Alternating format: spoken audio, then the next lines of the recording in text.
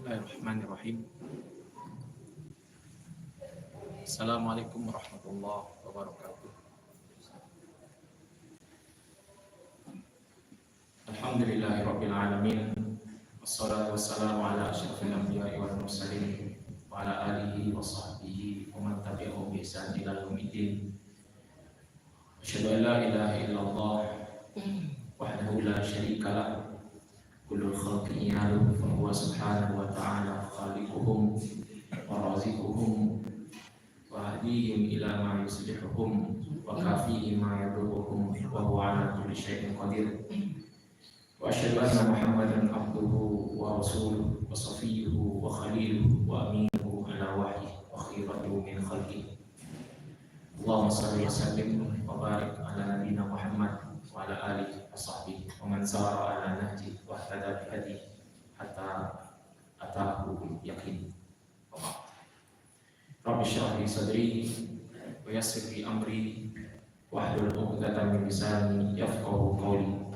Allahumma 'allimna ma yanfa'una wanfa'na bima 'allamtana waj'al 'ulumana khalishan li wajhikal karim. Allahumma la ilma lana illa ma 'allamtana innaka antal alimul hakim. Amin amin Allahumma amin. Bapak-bapak, saudara-saudara, kaum muslimin, kaum muslimat, jemaah zuhur yang dirahmati Allah Subhanahu wa taala. Senantiasa kita memanjatkan rasa puji syukur kita kepada Allah Subhanahu wa taala dengan berulang-ulang mengucapkan alhamdulillahirabbil alamin sebagai wujud kita berterima kasih dan berharap semoga nikmat ini terus dijaga, kemudian terus disempurnakan oleh Allah Subhanahu wa taala. Salawat beriringan salam tidak lupa kita hadiahkan kepada junjungan alam baginda Nabi kita Nabi Muhammad sallallahu alaihi wasallam. Allahumma shalli ala sayyidina Muhammad wa ala ali sayyidina Muhammad. Semoga tercurahkan kepada keluarga Nabi, kepada sahabat-sahabat Nabi, dan kepada umatnya. Amin. Allahumma amin. Kaum muslimin, kaum muslimat, jamaah zuhur yang dirahmati Allah Subhanahu wa taala. Al-Qur'anul Karim adalah kitab yang mulia. Ia memiliki banyak kemuliaan dan Al-Qur'an merupakan sumber inspirasi yang tak lekang oleh zaman, waktu, bahkan tempat sekalipun. Di antara banyaknya hikmah-hikmah yang perlu kita gali di dalam ayat-ayat Al-Quran, pada muhadarah singkat ini kita ingin mengambil satu ayat di dalam ayat Al-Quran yang ada di dalam surah Al-Fatih, surah nomor 48, surah yang merupakan Madaniyah, artinya turun setelah baginda Nabi sallallahu alaihi wasallam hijrah dari kota Makkah ke kota Madinah. Surah Al-Fatih, Allah Ta'ala berfirman, A'udzu billahi minasyaitonir rajim. Inna fatahna laka fatham mubina. Sesungguhnya kami telah memberikan kemenangan kepada engkau wahai Muhammad dengan kemenangan yang nyata. Ayat ini turun atau berkisah pada saat Nabi sallallahu alaihi wasallam bermimpi pada tahun ke-6 Hijriah. Dan mimpi Nabi ini termasuk mimpi yang benar, dan setiap mimpi Rasulullah, mimpi para anbiya itu adalah mimpi yang benar. Dan mimpi merupakan satu cabang dari beberapa cabang wahyu. Maka dalam hadis Al-Bukhari yang dibuka dengan hadis Inna awwala ma budi'a bihi Nabi sallallahu alaihi wasallam ar-ru'ya salihah fil manam. Yang pertama kali datang menghampiri Nabi itu adalah mimpi yang benar dalam tidur. Apa mimpi Nabi?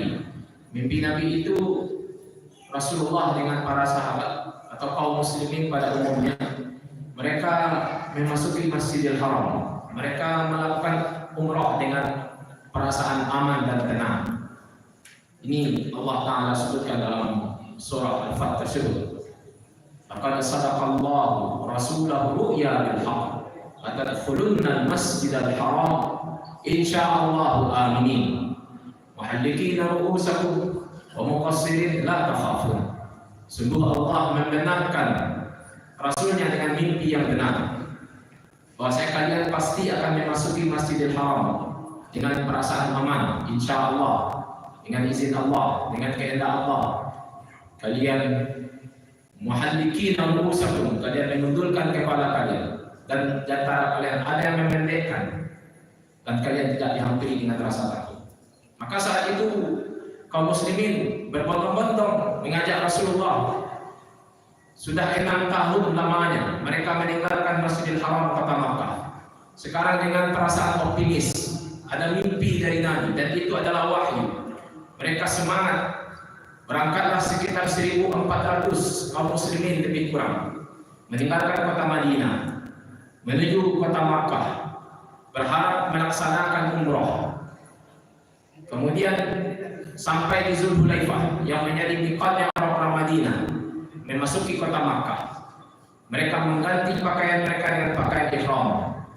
Bahkan hewan-hewan yang akan mereka jadikan sesembelihan, mereka sudah pasang di situ tali atau warna pada kulitnya sebagai pertanda hewan itu adalah hewan untuk disembelihkan. Kemudian berita itu sampai kedengaran oleh orang-orang Quraisy Makkah. Tentu mereka tak senang kalau Rasulullah dengan kaum muslimin memasuki kota Makkah. Apalagi peperangan demi peperangan telah terjadi di kalangan mereka antara kaum muslimin dengan orang-orang Quraisy Makkah.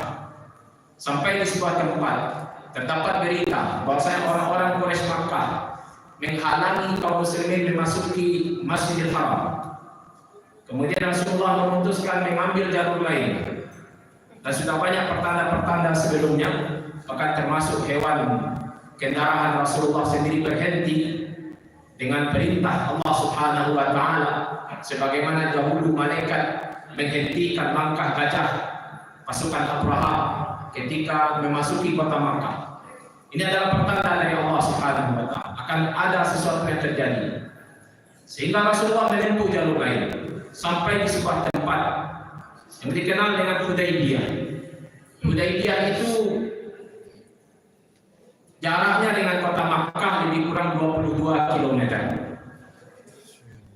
Makkah dan Madinah itu berjarak lebih kurang 430-an kilometer. Coba bayangkan wahai hamba Allah, 400 lebih kilometer, 400 kilometer lebih kaum muslimin sudah melakukan perjalanan meninggalkan kota Madinah. Hanya sekitar 22 km lebih kurang akan memasuki kota Makkah. Tetapi mereka dicegat, mereka dihalangi. Sehingga Rasulullah SAW memutuskan untuk mengutus Utsman bin Affan menemui pemimpin-pemimpin Quraisy Makkah di kota Makkah. Pergilah Utsman bin Affan. Tak lama setelah itu, lama Utsman balik lagi. Karena orang-orang Quraisy Makkah tak berani pula melakukan peperangan.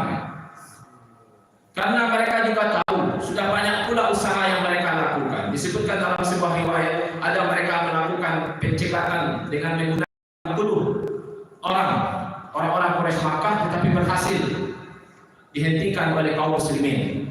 Dan mereka juga mengalami track record yang buruk dengan kaum muslimin. Apalagi tahun sebelumnya, tahun ke-5, mereka kalah dalam perang Khandaq atau perang Balik. Maka 1.400, meskipun dengan jumlah yang kecil, tidak dengan persenjataan yang lengkap, karena mereka berniat datang ke kota Makkah bukan untuk berperang, melainkan untuk melakukan ibadah umroh, tidak untuk berperang wahai Allah. Tetapi tetap memberikan rasa takut kepada orang-orang Quraisy Makkah. Sehingga apa mereka lakukan? Mereka berunding di kota Makkah. Dan Makkah waktu itu tidak bisa diputuskan oleh satu pemimpin, karena mereka memiliki banyak suku. Setiap kabilah punya pemimpin. Mereka berunding. Kemudian diutuslah Utsman bin Affan datang menghampiri mereka. Dan Utsman bin Affan adalah termasuk orang yang dihormati di kota Makkah. Bahkan ketika dia datang, disambut oleh orang-orang Makkah, silakan tawaf terlebih dahulu. Tapi Utsman mengatakan, saya tidak akan tawaf sebelum Rasulullah SAW juga bisa tawaf. Singkat cerita, lama kembalinya Utsman menghampiri kemah Rasulullah di Hudaybiyah. Tak balik-balik Utsman bin Affan, ditunggu-tunggu, tak tunggu-tunggu, tak datang-datang.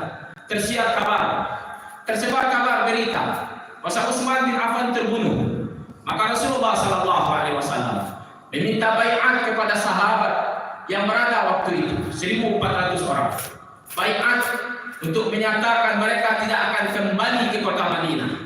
Mereka siap melakukan apapun, sam'an wa ta'atan, siap mendengar, siap patuh, siap taat atas arahan Rasulullah sallallahu alaihi wasallam dalam rangka menuntut balas kematian Utsman bin Affan. Karena tersebar berita hoax, meskipun nanti akhirnya berita itu bukan berita yang benar, tapi tersebar berita waktu itu Utsman terbunuh. Apa yang dilakukan oleh Rasulullah? Rasulullah meminta baiat kepada kaum muslimin kala itu di bawah pohon yang dikenal dengan pohon Samurah.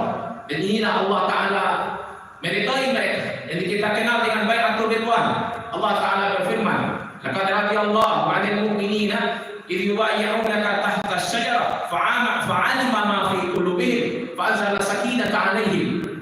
Allah meridai orang-orang beriman yang berbaiat kepada engkau wahai Rasulullah. Di saat itu, setelah selesai baiat mereka, datang Utsman bin Affan menyampaikan apa yang disampaikan oleh orang-orang Quraisy Makkah. Kemudian Rasulullah sallallahu alaihi wasallam menginginkan penundingan damai. Kemudian datanglah beberapa utusan di antara mereka. Singkat cerita, karena waktu kita yang terbatas, datang kembali Utsman bin Affan. Kemudian datanglah utusan dari orang Quraisy Makkah bernama Suhail bin Amr. Suhail bin Amr bertemu langsung dengan Rasulullah sallallahu alaihi wasallam, didampingi oleh Ali bin Abi Thalib sebagai juru tulis Rasulullah. Itu yang kita kenal dengan perjanjian damai Hudaybiyah di tahun ke-6 Hijriah di bulan Zulqa'dah, tahun ke-6 wahai Allah. Terjadi perjanjian di antara mereka. Mulai ditulis Bismillahirrahmanirrahim, ditentang oleh Suhail bin Amr, ganti dengan Bismika Allahumma, diganti Bismika Allahumma. Mulai berikut perjanjian antara Muhammad Rasulullah dengan Suhail bin Amr, dibantah oleh Suhail bin Amr, kalau engkau Rasulullah pasti kami tak akan menghalangimu masuk ke kota Makkah. Hapus Rasulullah, ganti dengan Muhammad bin Abdullah. Tentu Ali tak mau menghapusnya karena penghormatannya kepada Rasulullah. Rasulullah menunjukkan mana nama Rasulullah, karena Rasulullah ummi, Rasulullah tak pandai baca, Rasulullah tak pula bisa menulis mana kalimat Rasulullah. Ditunjukkan oleh Ali, Rasulullah menghapus nama Rasulullah dengan jarinya sendiri, ganti dengan nama Ibni Abdullah, Muhammad bin Abdullah. Apa poin-poinnya wahai hamba Allah? Poin-poinnya yang pertama, kaum muslimin tidak boleh memasuki kota Makkah tahun itu, tak boleh melakukan ibadah umrah tahun itu, mesti kembali ke kota Madinah. Kemudian mereka bisa memasuki kota Makkah, mereka bisa melakukan ibadah umrah tahun selanjutnya, tahun ke-7, dan itu pun dibatasi selama 3 hari. Poin berikutnya, mereka kaum muslimin dengan orang-orang Quraisy Makkah harus melakukan gencatan senjata selama 10 tahun. Tak boleh ada peperangan selama 10 tahun. Kemudian poin berikutnya adalah setiap orang Makkah yang meninggalkan Makkah, melarikan diri menuju kota Madinah, harus dikembalikan oleh orang-orang Madinah. Orang-orang Madinah yang melarikan diri ke kota Makkah tak boleh dikembalikan, menetap di kota Makkah. Poin yang keempat, siapapun yang melakukan sekutu, siapapun yang melakukan kerjasama, maka dibiarkan, jangan diganggu. Maka terbuktilah Bani Khuza'ah bergabung dengan Rasulullah, Bani Bakar bergabung dengan orang-orang Quraisy Makkah. Wahai hamba Allah, dari poin-poin ini secara zahir yang ingin khatib sampaikan, secara zahir adalah merugikan kaum muslimin. Merugikan kaum muslimin. Tak heran para sahabat banyak menentang hasil perjanjiannya. Tetapi Rasulullah sallallahu alaihi wasallam Maha tahu. Rasulullah tahu dengan wahyu dari Allah Subhanahu wa taala. Bagaimana tidak wahai hamba Allah? Sudah 6 tahun tak pernah melihat Makkah. 6 tahun mengidamkan Masjidil Haram. Sudah 400 km lebih mereka lakukan perjalanan, tetapi tak diizinkan masuk. Mesti menunggu pula tahun depan. Itu pun cuma dibatasi 3 hari. Kemudian siapapun yang meninggalkan kota Makkah, kemudian mesti dikembalikan. Siapapun yang meninggalkan kota Madinah, tidak dikembalikan. Coba lihat bagaimana keuntungan dari kaum muslimin. Kalau kita nilai secara zahir, kadang-kadang wahai hamba Allah, kita memang mesti pasrah dengan keadaan. Bukan berarti kita berputus asa. Tetapi ketahuilah, ada hikmah yang besar di balik itu, wahai hamba Allah. Itulah yang dipertentangkan oleh para sahabat. Selesai perjanjian, karena batal tidak melakukan umrah, tentu mesti dibayar kafar. Rasulullah memerintahkan, lakukan tahallul, bersihkan, gundulkan kepala kalian, sembelihkan hewan kurban kalian. Tetapi tak ada satupun yang mau melakukannya, sambil berharap ada wahyu yang baru turun. Rasulullah bisa merevisi hasil perjanjian, tetapi tidak, tetap seperti apa adanya. Rasulullah masuk ke rumah ke kemahnya Ummu Salam, istri Nabi Sallallahu Alaihi Wasallam. Kemudian keluar dari kemahnya, Rasulullah mencukur rambutnya, kemudian Rasulullah menyembelih hewan kurbannya, baru diikuti oleh para sahabat yang lain. Para sahabat setelah itu bertanya-tanya, wahai Rasulullah, terutama Umar bin Khattab, alasna ala, bukankah kita berada dalam kebenaran? Wahum alal batil, dan mereka berada di atas kebatilan. Alaysa qatlana fil jannah, andai kata kita berperang, bukankah orang yang meninggal di tengah kita masuk surga? Kemudian wafat selama fitnah, kemudian orang-orang terbunuh di tengah mereka akan masuk neraka. Kenapa engkau tidak mau berperang dengan mereka, wahai Rasulullah? Fabima nu'tihi tadiyata fi dinina, kenapa engkau menghinakan agama kita, wahai Rasulullah? Rasulullah tak menjawabnya. Karena Rasulullah SAW mengatakan, ini Rasulullah, aku adalah utusan Allah, la yughayyi'anillahu abada, Allah tak akan pernah menyia-nyiakan aku selama-lamanya. Umar masih ragu, bertanya lagi kepada Abu Bakar. Abu Bakar menguatkan, bukankah dia Rasulullah, tak pernah Allah akan menyia-nyiakan hambanya. Wahai Allah, secara zahir merugikan, secara zahir ditentang oleh kaum muslimin, karena wajar mereka tak tahu apa yang akan terjadi di masa depan. Maka kita waktu itu hanya bisa menghukum secara zahir. Tetapi lihat, perjanjian Hudaybiyah adalah awal kunci menyebarnya Islam ke tanah Jazirah Arab.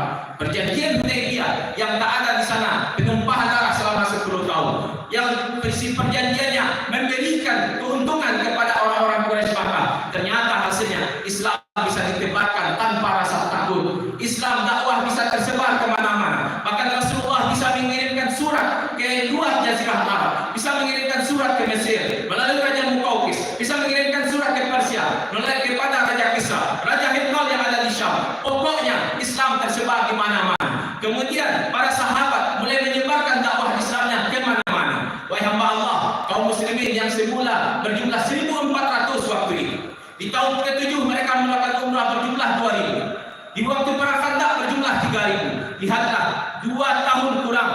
Zulqa'dah tahun ke-6 perjanjian Hudaybiyah. Fathu Makkah bulan Ramadan tahun ke-8 Hijriah. Artinya kurang dari 2 tahun. Kaum muslimin dengan rasa aman, dengan rasa nyaman bisa mengempiri kota Makkah yang kita kenal dengan pembebasan kota Makkah sebanyak 10.000 jumlahnya. Wahai hamba Allah, apa maknanya di sini? Kemenangan, wahai hamba Allah, tidak hanya sebatas menang atau kalah dalam pertempuran. Kemenangan, wahai hamba Allah, bisa diartikan kemenangan dalam arti yang berbeda. Ambillah sisi-sisi baik yang bisa kita ambil dalam setiap pertarungan. Bukan setiap pertarungan mesti di medan peperangan, wahai hamba Allah. Ya, secara zahir kaum muslimin kalah, secara zahir merugikan kaum muslimin. Tetapi para ulama mengatakan dari perjanjian Hudaybiyah, kaum muslimin masuk Islam secara berbondong-bondong, lebih banyak jumlahnya daripada 19 tahun Rasulullah berdakwah sebelum memasuki perjanjian Hudaybiyah. Wahai hamba Allah, inilah makna inna fatahna laka fatham mubina. Sesungguhnya teruntuk engkau, wahai Muhammad, kami bukakan kemenangan yang nyata. Kemenangan bukan selalu melulu berbicara tentang menang dan kalah, tetapi kemenangan bagaimana kita menyikapi setiap keadaan yang menghampiri kita. Pasrah terhadap keadaan, kadang-kadang Allah berikan untuk kita gali hikmah untuk kita jalani di masa depan. Baik, terima kasih. Mohon maaf. Assalamualaikum warahmatullahi wabarakatuh. Allahu Akbar.